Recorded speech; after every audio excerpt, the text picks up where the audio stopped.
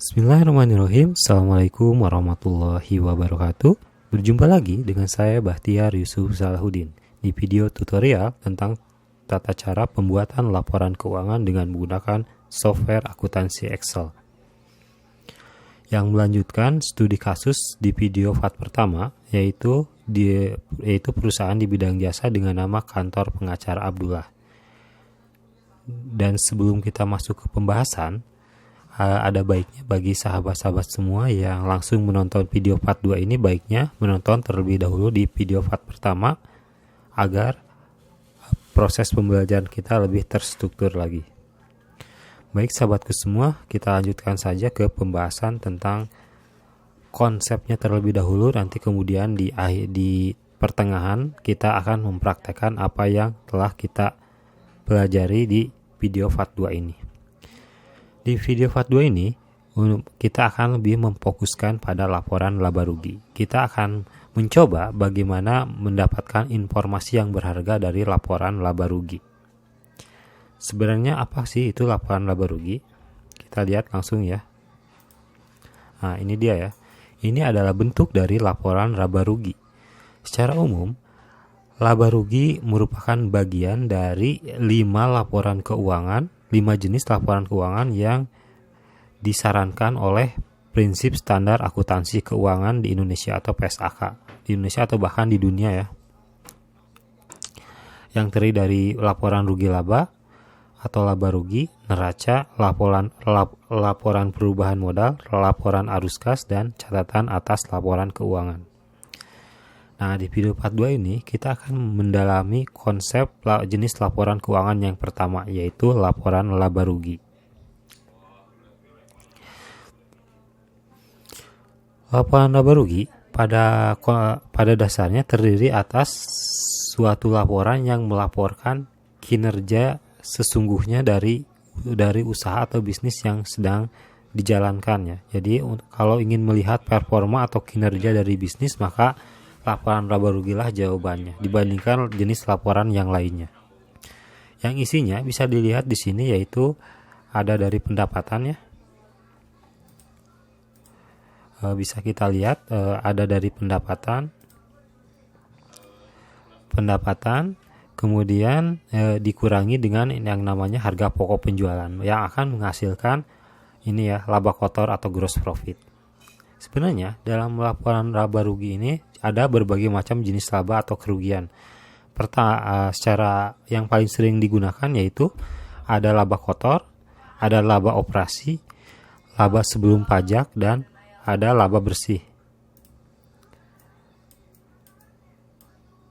Dan ada laba bersih ya di sini. Kita mulai dari atas terlebih dahulu. Untuk mengenai laba kotor, yaitu bisa didapatkan dari penjualan dikurangi dengan harga pokok penjualan. Apa sih sebenarnya harga pokok penjualan? Harga pokok penjualan atau HPP ini adalah sebuah nilai yang melekat langsung dengan produk yang dijual. Misalkan kalau di bidang jasa, dia tidak ada HPP-nya ya. Ini kan 0 HPP-nya. Kenapa? Karena memang tidak ada wujud fisiknya ya. Jadi tidak ada HPP-nya, yang ada hanya biaya operasionalnya saja. Namun ketika kita sudah masuk ke bidang dagang, maka yang menjadi HPP adalah harga kita membeli barang tersebut untuk dijual. Misalkan kalau kita membeli ke grosir ya, atau ke pabriknya langsung. Nah, itu yang dinamakan dengan HPP di perusahaan dagang, di bidang dagang. Kemudian jika si produsen atau si grosir membebankan biaya kirim kepada kita juga, maka masuk ke dalam komponen HPP. Jadi sederhananya pengertian dari HPP itu adalah sebuah biaya yang keluar yang melekat langsung dengan produk tersebut. Jadi suatu produk tersebut tidak akan ada kalau tidak mengeluarkan biaya HPP ini. Kemudian kalau di bidang manufaktur lebih kompleks lagi ya, dan HPP ini menjadi salah satu indikator perhatian yang sangat intens ya, karena mempengaruhi berbagai aspek ke depannya, termasuk dari aspek keuangan, penentuan harga, dan juga kompetitif di pasar ya. Jadi sangat strategis sekali, sehingga sangat diperhatikan kalau di bidang manufaktur. Dan ada cabang disiplin ilmu sendiri yang membahas tentang HPP, yaitu di akuntansi biaya. Insya Allah di beberapa video part berikutnya kita akan membahas juga ke sana. Namun di sini kita cukup tahu terlebih dahulu bahwa komponen HPP di manufaktur itu secara garis besar ada raw material, bahan baku, tenaga kerja, dan juga ketiga biaya overhead. Nah, ketika pendapatan dikurangi HPP, maka akan menghasilkan yang namanya laba kotor. Ini ya gross profit. Selanjutnya, gross profit ini masih juga harus dikurangi oleh biaya operasional. Nah, apa itu biaya operasional? Kalau biaya operasional ini tidak melekat langsung ke produknya ya. Jadi ini bersifat umum ke semua lini produksi, bukan hanya berkaitan dengan produk saja atau produksi saja, bisa berkaitan dengan pemasaran, keuangan, SDM, dan lain sebagainya. Contohnya ya, di sini ada biaya marketing, biaya kantor, gaji, upah, dan lain sebagainya. Pokoknya selain biaya yang berkaitan langsung dengan produk, maka dibebankan sebagai biaya operasional. Setelah laba kotor dikurangi biaya operasional, maka akan menghasilkan yang namanya laba operasi. Nah, di sini ya contohnya laba operasi. Laba operasi ini juga masih harus dikurangi dengan pendapatan atau biaya lain-lain, yaitu biaya selain operasional dan selain biaya yang melekat pada produk atau HPP, harga pokok penjualan, maka masuknya ke laba ke pendapatan atau biaya lain-lain. Maka setelah dikurangi dengan pendapatan biaya lain-lain tersebut bisa menghasilkan yang namanya laba sebelum pajak. Dan ketika pajaknya sudah dibayar, maka akan yang menghasilkan laba bersih. Ini ya, ini merupakan laba bersih ini adalah tolak ukur kinerja utama dari usaha yang sedang dijalankan. Jadi kalau ingin melihat performa usahanya bagaimana sih, bisa dilihat langsung dari laba bersihnya. Ukuran yang paling bagusnya di laba bersih.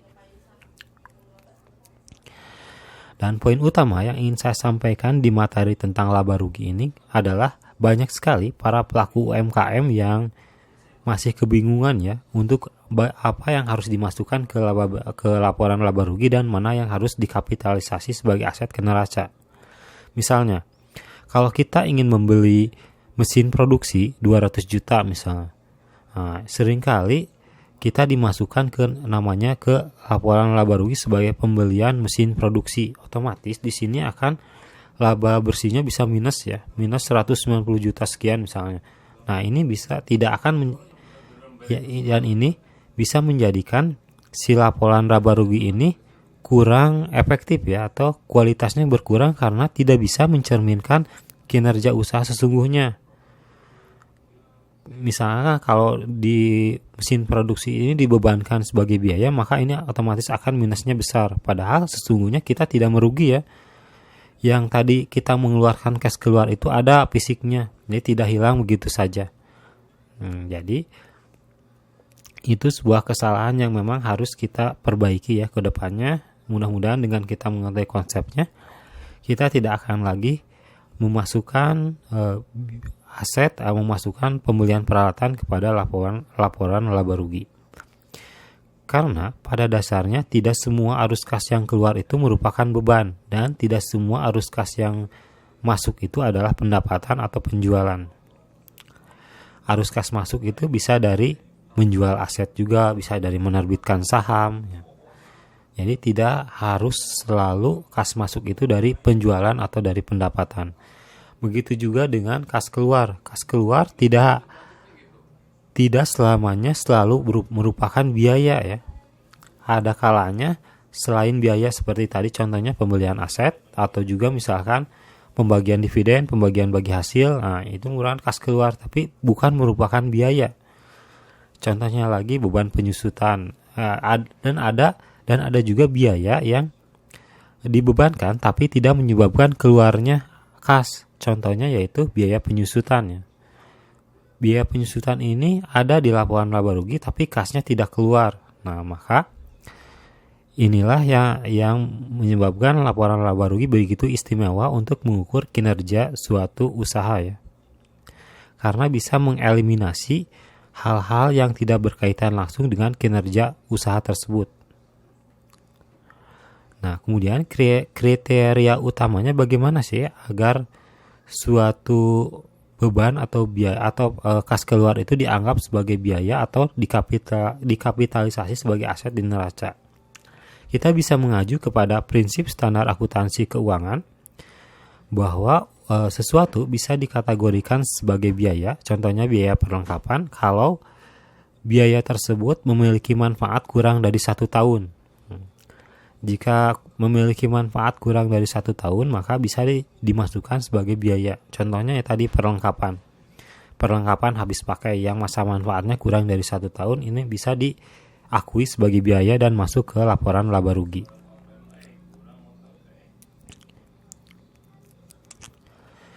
Kemudian, jika kas keluar tersebut dibelikan untuk sesuatu yang memiliki manfaat lebih dari 1 tahun, maka wajib dikapitalisasi sebagai aset.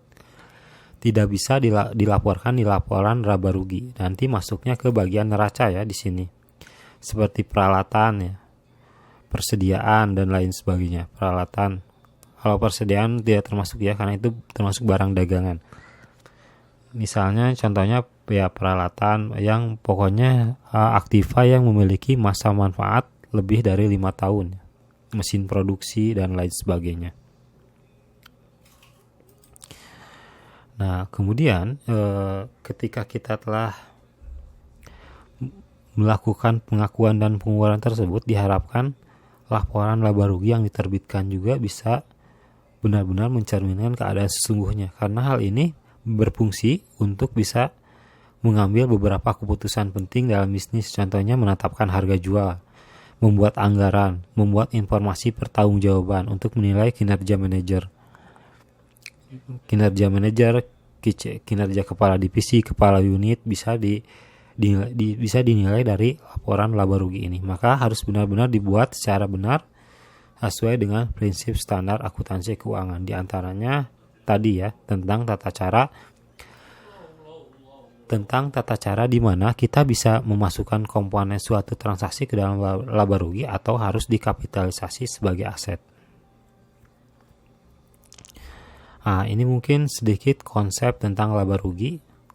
Silakan nanti apabila masih ada yang bingung, kurang dimengerti, bisa langsung ditanyakan di komunitas software akuntansi Excel di Telegram. Kalau yang sudah membeli software akuntansinya, kalau yang belum juga bisa ditanyakan langsung di kolom komentar. Nanti kita akan lanjut diskusi di kolom komentar. Baik ya, pada kesempatan kali ini kita akan lanjutkan langsung ke praktek ya. Melanjutkan studi kasus sebelumnya tentang di bidang jasa, yaitu kantor pengacara Abdullah. Namun sebelum saya melanjutkan, saya ingin mereview kembali karena masih banyak yang kebingungan juga cara menggunakan software akuntansi Excel ini. Paling pertama, ketika Anda sudah membeli software ini, yaitu harus mengosongkan terlebih dahulu semua data contoh yang ada di sini ya. Caranya di user guide, kosongkan data, klik kosongkan data secara otomatis, kemudian di refresh. Nah, jadi semua data otomatis dikosongkan kecuali ini ya. Ini masih harus manual. Contohnya pick asset register. Nah, ini harus manual, nanti bisa diblok saja, langsung di delete ya, jadi langsung nilainya kosong semua. Nah, setelah kosong semua, nanti Anda bisa langsung menginputkan, men-setting COA dulu ya, kalau akun-akun yang dibutuhkan terlebih dahulu. Kemudian langsung bisa setelah disetting COA-nya, langsung bisa menginput melalui jurnal umum. Contohnya seperti ini ya. Nah, alur cara kerjanya yaitu ketika menggunakan jurnal umum, masuk ke yang namanya trial balance atau neraca saldo. Nah, trial balance ya.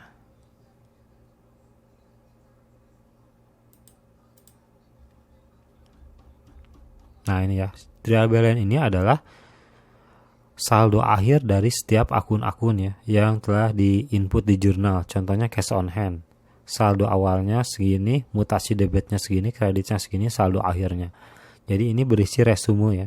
Kesimpulan dari akun-akun yang sudah dilakukan penjurnalan. Nah, dari sini alur kerjanya yaitu ketika kita membutuhkan informasi yang lebih rinci lagi, misalnya kita ingin mengetahui cash on hand mutasi transaksi kas itu seperti apa aja sih. Nah, kita bisa dilihat di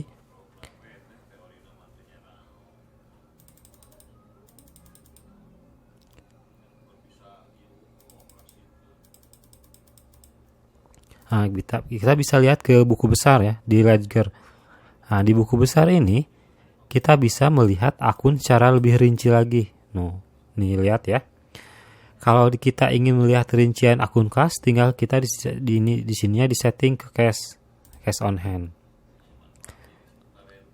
Kita bisa lihat ya, di sini saldo debit mutasi transaksinya apa. Nanti kalau di jurnalnya diberikan keterangan, di sininya akan ada keterangan transaksi kas apa saja, misalnya mendapatkan kas dari penjualan, membeli persediaan, di sini ada, mutasinya juga ada, ini secara rincinya, jadi seperti itu ya.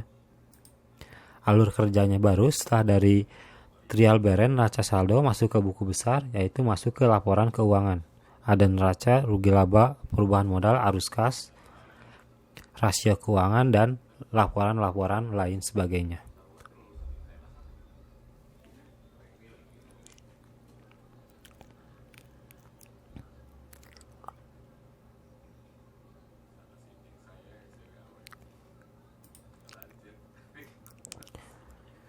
Selanjutnya kita akan melanjutkan studi kasus pengacara berikutnya. Seperti yang telah dijelaskan di VAT pertama, kita ingin membuat biaya kantor ini menjadi semakin rinci ya.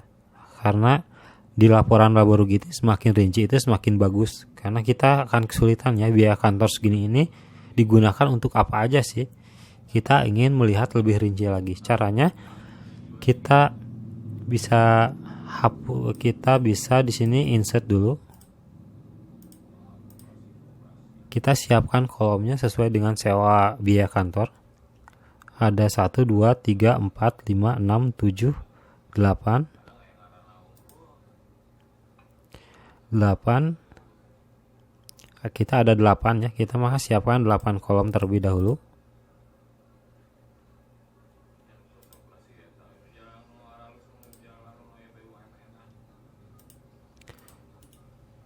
Di sini kita siapkan 8 kolom ya.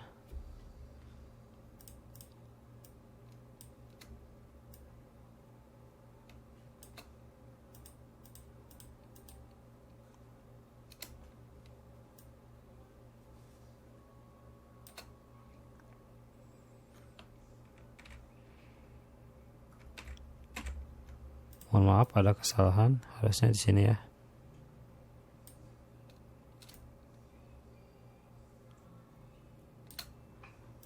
Nah, kita sudah siapkan 8 kolom nih. Kemudian jangan lupa rumusnya juga di copy ke bawah.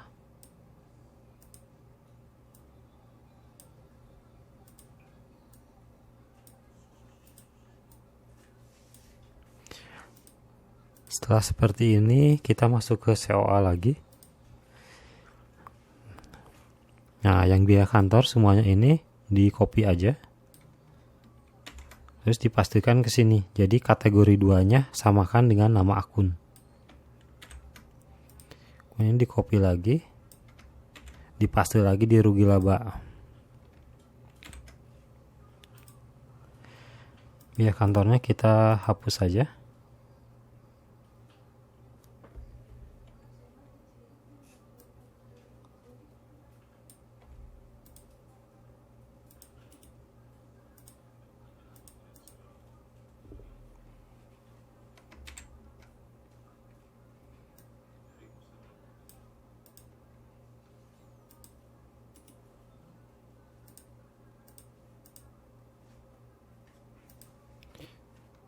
Kemudian kita rapihkan dulu. Berhasil ya. Kita bisa membuat laporan laba rugi yang jauh lebih rinci daripada sebelumnya. Jadi biaya kantor kita bisa breakdown lagi. Di dalamnya ada biaya kebersihan 250.000, biaya listrik, air dan telepon 325.000, biaya perlengkapan habis pakai 115.000, dan lain sebagainya. Biaya bantuan hukum segini. Nah, dari sini biar kita semua kita miringkan saja ya. Sudah jadi ya. Kita lihat ke neracanya balance juga ya, sudah sama, tidak ada perubahan. Trial balance-nya sama, balance juga. Jadi ini sudah benar ya. Jadi kita sudah berhasil ini membuat menjadi semakin lebih rinci lagi. Mungkin cukup praktek kita sampai di sini.